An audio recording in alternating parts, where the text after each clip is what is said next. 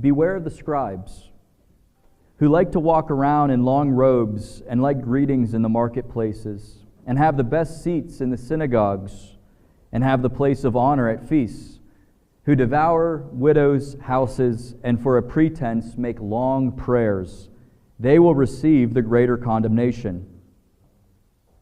And he sat down opposite the treasury and watched the people putting money into the offering box.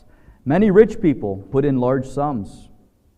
And a poor widow came and put in 2 small copper coins, which made a penny. And he called his disciples to him and said to them, "Truly, I say to you, this poor widow has put in more than all those who are contributing to the offering box.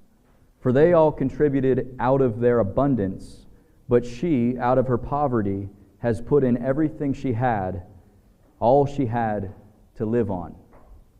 This ends the reading of God's Word. And something that we ought to notice in Mark chapter 12 is not only Jesus commending to us the widow's giving. Often we refer to this as the widow's mite. She gave all that she had.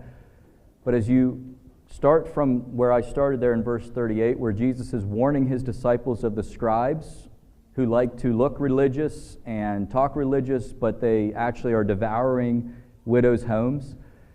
What Jesus is also pointing out is, why is the widow here giving up everything she has? Why aren't you taking care of her? Why is she having to give these 2 coins when you ought to, according to the law, according to God's commandments, actually be taking care of her? But the scribes had no interest in actually following the commandments, but rather looking like they followed the commandments. And so Jesus says, beware of them. They are not good. They're good on the outside, but not on the inside. And then he commends to them, this widow, though she brings us, humanly speaking, little to the table, she has honored God by faith. And rather than watching her do that, Jesus says, implying she's giving everything she has. This ought not to be. We as a church ought to be taking care of those who have nothing among our congregation. And so with these things in mind, congregation, let us humbly confess our own sins.